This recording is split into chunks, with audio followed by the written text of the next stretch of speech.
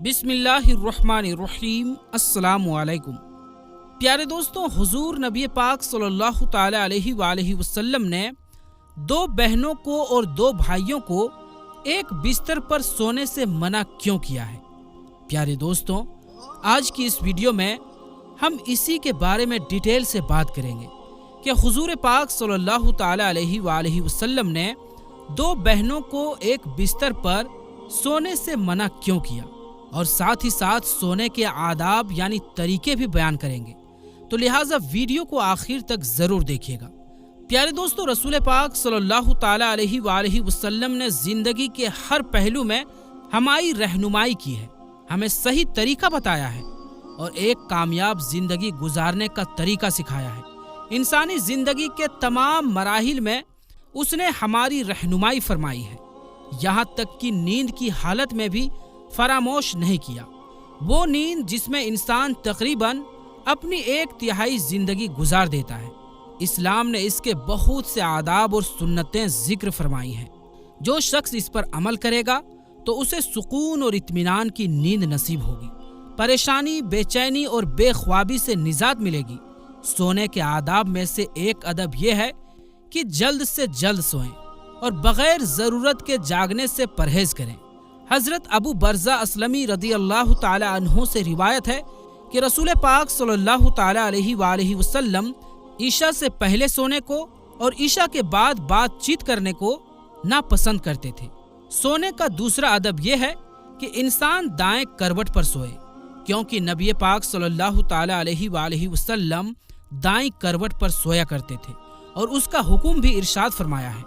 حضرت برا بن عازب رضی اللہ تعالی عنہ فرماتے ہیں کہ نبی کریم صلی اللہ تعالی علیہ وآلہ وسلم دائیں کروٹ پر لیٹا کرتے تھے، اور حضرت برا بن عازب کو بھی آپ صلی اللہ تعالی علیہ وآلہ وسلم نے دائیں کروٹ پر ہی لیٹنے کا حکم دیا۔ دائیں کروٹ پر لیٹنا ہی افضل یعنی بہتر ہے، چاہے قبلہ کی طرف چہرہ ہو جائے یا پیٹ، یا قبلہ دائیں ہو یا بائیں، دائیں کروٹ پر ہی لیٹنا چاہیے، کیونکہ نبی پاک صلی اللہ تعالی علیہ وآلہ وسلم نے اسی کا حکم فرمایا ہے۔ تیسرا ادب یہ ہے کہ انسان لیٹتے وقت دائیں ہاتھ کو دائیں رخسار یعنی گال کے نیچے رکھ لے۔ حضرت ابو ہریرہ رضی اللہ تعالی عنہ سے روایت ہے کہ انہوں نے بیان کیا کہ حضور پاک صلی اللہ تعالی علیہ وآلہ وسلم نے ارشاد فرمایا ہے کہ جب تم میں سے کوئی شخص اپنے بستر پر آ جائے تو اپنا بستر جھاڑ لے، اس لیے کہ وہ نہیں جانتا کہ کیا چیز اس کی غیر موجودگی میں اس میں داخل ہو گئی ہے۔ سونے سے پہلے ہاتھ اور منہ میں گوشت یا چربی وغیرہ کا اثر یا مہک ہو تو اس کو دھو لینا چاہیے۔ رسول کریم صلی اللہ تعالی علیہ وآلہ وسلم نے فرمایا، جس کے ہاتھ میں گوشت یا چربی کی مہک یا اس کا اثر موجود ہو اور وہ اسے دھوئے بغیر سو گیا، پھر اسے کوئی مصیبت پہنچی تو اسے چاہیے کہ وہ اپنے آپ کو ہی ملامت کرے، یعنی اپنے آپ کو ہی کوسے۔ سونے سے پہلے کھانے پینے کے برتنوں کو ڈھانپ دینا چاہیے۔ سونے سے پہلے کھانے پینے کے برتنوں کو بسم اللہ کہہ کر ڈھانپیں۔ اگر کوئی چیز نہ ملے تو کم سے کم ایک لکڑی ہی صحیح بسم اللہ کہہ کر ان پر رکھ دیں، اس لیے کہ شیطان بند دروازوں کو اور ڈھکے ہوئے برتنوں کو نہیں کھولتا۔ سونے سے پہلے آگ اور چراغ بجھا دیں۔ حضرت جابر بن عبداللہ رضی اللہ تعالی عنہ سے روایت ہے کہ رسول پاک صلی اللہ تعالی علیہ وآلہ وسلم نے فرمایا، رات میں جب تم سونے جاؤ تو چراغ بجھا دو اور دروازے بند کر دو۔ حضرت عبداللہ ابن عمر رضی اللہ تعالی عنہ فرماتے ہیں کہ رحمت عالم صلی اللہ تعالی علیہ وآلہ وسلم نے فرمایا، سوتے وقت اپنے گھروں میں آگ کو جلتے ہوئے نہ چھوڑو۔ ایک اور روایت میں ہے کہ چراغ بجھا دو، کیونکہ کبھی کبھار چوہا چراغ کی بتی کو بھڑکا کر گھر والوں کو جلا ڈالتا ہے۔ ایسی چھت پر سونا منع ہے جس کے چاروں طرف کوئی آڑ نہ ہو جو گرنے پڑنے سے روک سکے۔ رسول خدا صلی اللہ علیہ وآلہ وسلم نے فرمایا، جو شخص ایسی چھت پر سوئے جس کے اطراف کوئی آڑ نہ ہو اور وہ اوپر سے گر کر مر جائے یا اسے کوئی نقصان پہنچے تو وہ اللہ کی ذمہ داری سے بری ہے۔ دوستو، یہ تھے کچھ سونے کے آداب یعنی طریقے جن کو بیان کرنا میں نے ضروری سمجھا۔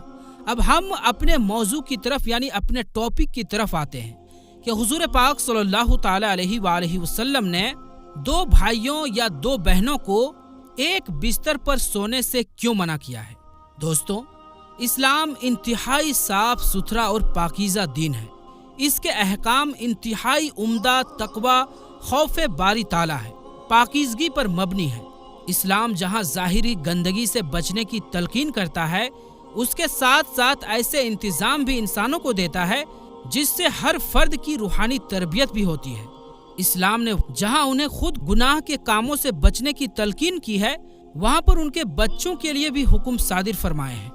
हजरत अब्दुल्लाह बिन उमर रदी अल्लाह ताला अन्हु बयान फरमाते हैं कि नबी पाक सल्लल्लाहु ताला अलैहि वसल्लम ने इरशाद फरमाया, जब तुम्हारे बच्चे 7 साल के हो जाएं तो उन्हें नमाज पढ़ने का हुक्म दे, और जब 10 साल के हो जाएं तो उन्हें नमाज ना पढ़ने पर मारें और उनके बिस्तरों को जुदा जुदा और अलग कर दें। अल्लामा महमूद मोहम्मद रदी अल्लाह ताला अन्हु अबू दाऊद की शरह में लिखते हैं कि उनके बिस्तर जुदा जुदा कर दो। इसका मतलब यह है कि उनके सोने की जगह अलग अलग बनाओ, इसलिए कि जब वो 10 साल को पहुंचते हैं तो बलोगत की अदना कमतर हद तक करीब हो जाते हैं। उनकी शहवत ज्यादा हो जाती है और उन पर फसादो खराबी का डर होता है।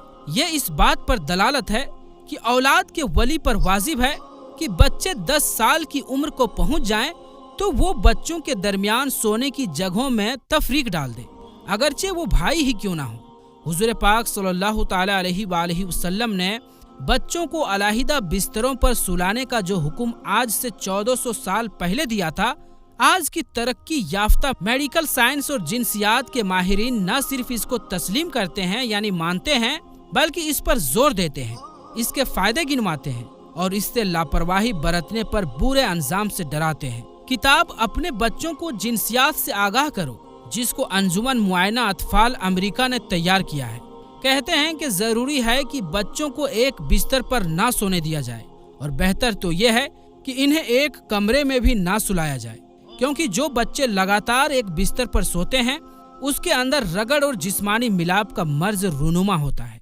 और धीरे धीरे ये बच्चे जिनसी खेल खेलने लगते हैं। सोने के कमरे में माँ बाप के साथ साथ बच्चों का सोना भी किसी सूरत हिकमतो दानाई से खाली नहीं है, क्योंकि बच्चे बज़ाहिर सोए हुए नजर आते हैं लेकिन हकीकत में वो जागते होते हैं।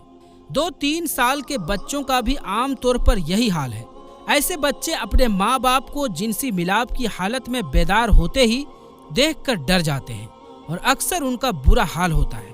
कभी कभार ऐसा भी होता है कि रात की गहरी स्याही भी उनकी आंखों पर पर्दा नहीं डाल सकती, इसलिए कि हरकतों और सकनात से भी छोटे बच्चों की नींद और उचाट हो जाती है और ये नौखेज बच्चों में जिनसी बेराह रवी के जरासीम सरायत कर जाते हैं और शुरू से ही उनकी आदतें बिगड़ने लगती हैं। इन अवारीज की कड़ियों को हम निहायत आसानी के साथ बिस्तर अलग अलग करने की सूरत में जोड़ सकते हैं, जिसमें बच्चे माँ बाप के साथ एक कमरे में सोते हैं और उनकी हरकतों से मुतासिर होते हैं, जबकि शरीयत और अकल की रूह से इसकी सख्त ममानियत वारिद हुई है। इसलिए माँ बाप को इस सिलसिले में बड़ी एहतियात और सख्त परहेज की जरूरत है।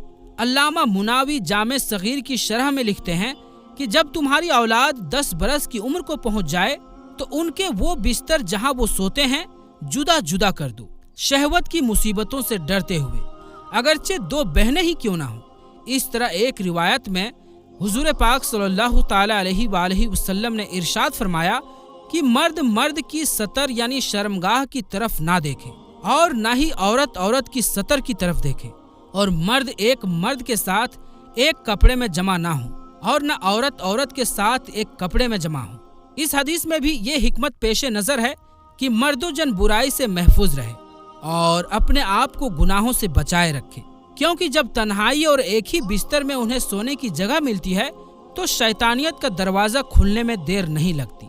शरीयत इस्लामिया ने इस दरवाजे को बंद करने के लिए ये तालीम दी है कि 10 साल जो शऊरी उम्र की इब्तिदा यानी शुरुआत होती है उससे ही पाबंदी कर दी जाए ताकि बुराई के रास्ते बंद हो जाए।